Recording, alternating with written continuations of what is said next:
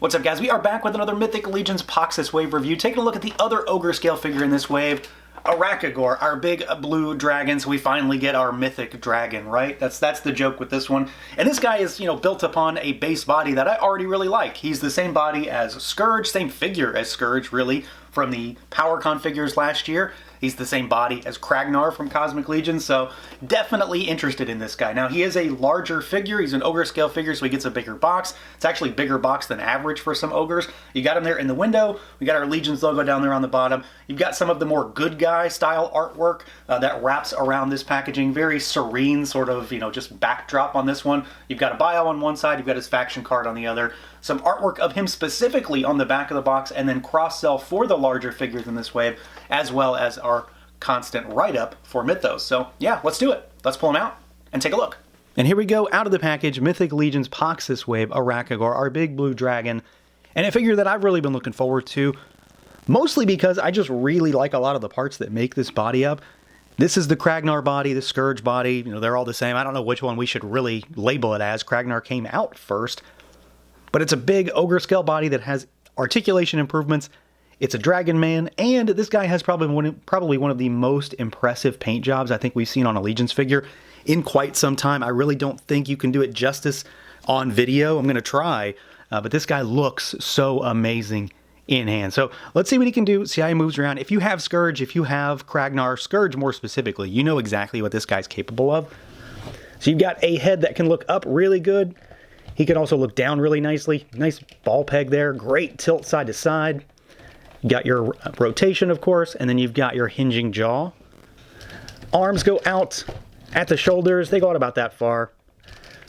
They swivel, of course. You've got your swiveling elbow, and you're going to get about 90 degrees out of that. He doesn't have swiveling forearm because these guys do not have forearm pieces. The arm is underneath there, so this is actually a sleeve of armor. You've got rotation, hinges at the wrist, normal stuff there. Now the torso on this guy does have really, really good articulation in particular. So he goes side to side nicely, and then you swivel at the torso cut, the diaphragm cut, and then he crunches forward and backwards pretty nicely, especially for a big guy. It's not the best. There are some limitations for sure, but you can wrench that joint around quite well and get some nice range out of that torso for sure. Your legs are going to go out about that far. They don't go out super far on this guy. They do kick forward pretty good. Backwards, you got a thigh twist up there. We've got our single jointed knees. Go back about yay far. They swivel, of course. And then you've got swiveling ankles. And we've got our rocker. And then you've got some hinge action down here also. Normal stuff, typical for a Legions figure, ogre scale 1.0 or otherwise. They've still got that range on the ankles. And then this guy does have a tail, and it really just swivels. It's got that cut there.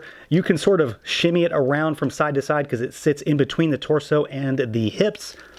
But otherwise, it pretty much just does one of those numbers. He does, however, move really, really well, I think. Specifically for a large figure, I think he moves in just about every way better than all of the original, older Mythic Ogre scale figures. Now, undoubtedly, what's most impressive about this guy is his look, the visuals, and I'm not talking about just his size. It really is this paint job. I don't know how well I can do it justice just because of how detailed and intricate it is, but everything about this figure has a shine to it, specifically the flesh, the scales. Everything has like a shine, a pearlescent nature to it, which under the right lights, he's just going to sort of shine and gleam, and he's going to really pop. But in general, the colors in particular, just at face value, I think these are tremendous. These deep, deep, bright blues with differing layers of blues. There's darker for metallic areas. He's got all these purple spines that run down his back. It's just a nice little way to break him up and make this back look incredibly detailed by comparison. He does feature, a lot of unique armor here. So we've got stuff that we don't see all that often. We've got these big pauldrons. One thing that I will mention that I've noticed on at least two of mine is that they are getting warped in the package. So like you can see, I'm going to have to try and fix it. This one is standing straight up, and this one's sort of drooped over because of how it was crammed in the tray. So your mileage may vary, but just something to keep an eye out on. I'm going to heat it up and then sort of try to force it back. But he has similar armor to, stuff we see on like Kragnar and of course Scourge. but it looks really good with this sort of dirty patina nature, I think. The gray soft goods underneath looks really nice. And he has a really, really good color scheme. Just this bright blue is going to pop against a lot of stuff we have in Legions, because there isn't a lot of this type of color. Well, too much anyway. There is some. But I think he looks tremendous. I'm really happy. You know, it's a tremendous sculpt. The Kragnar body, as I tend to call it, because he came out first, right?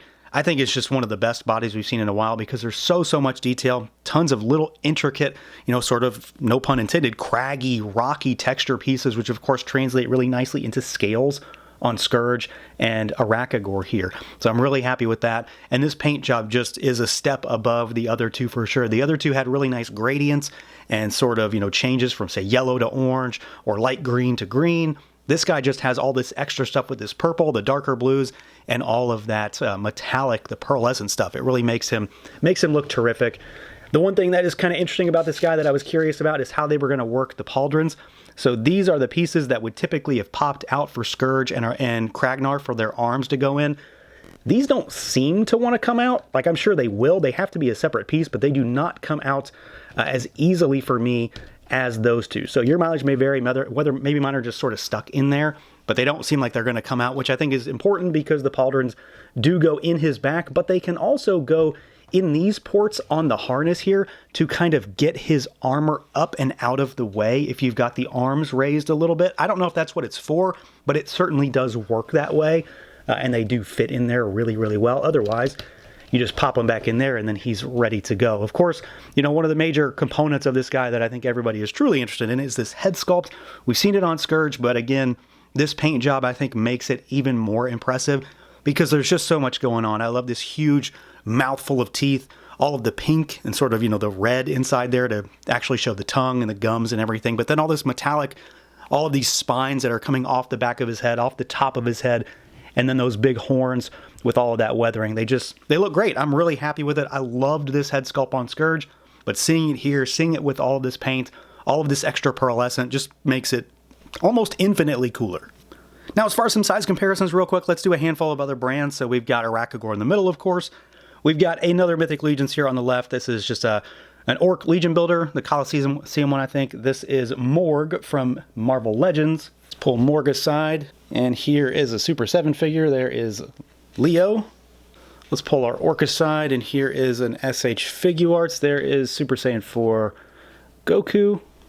And then let's do one more. Let's do a big one. Here is one of the Zesray Studios Minotaurs, whichever one that is. I've honestly forgotten the name, but he's basically as big, maybe slightly bigger than the Minotaurs if you are into that line as well. So this guy is obviously huge. You know, he is about 9-10 inches tall and is going to tower over most of your Legions thus far. Now, as far as accessories goes, ARACAGORR, kind of like Azahazar in the same wave, comes with a little more than we'll say is standard for the history of ogre scale figures. So to start with, he does come with some extra hands. So you've got 3 different sets with this big guy. We've got a set of gripping hands. We've got a set of style posy hands, you know, sort of clawing hands. And then you also get a set of standard fists. So he gets 6 total hands. Now, of course, he also has the pauldrons, which we've already talked about because he comes with them in the box, but you don't have to use them. So they're extra pieces.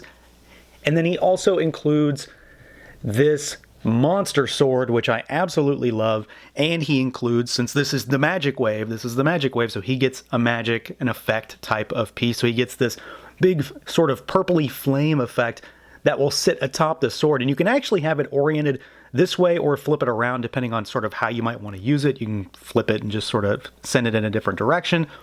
But this sword is really awesome. Big monster sword. I mean, it's almost as tall as the figure. You've got a really cool hilt with dragon wings and like the dragonkin head sculpt kind of emblazoned in there. Big purple handle. And then you've got this sort of inlay detail up here, which is pretty typical for Legion stuff.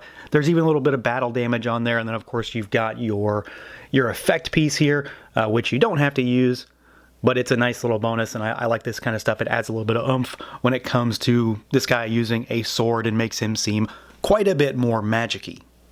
So yeah, overall, I'm really happy with this guy. Not entirely surprising, really, because Big Blue Dragon Man is very much something that would just grab my interest anyway. But this figure is on one of my current favorite Legions bodies. You know, it's the Kragnar body, as I'm going to keep calling it. But we've got Kragnar, we've got Scourge, and we've got ARACAGORR that all share the overwhelming majority of this body.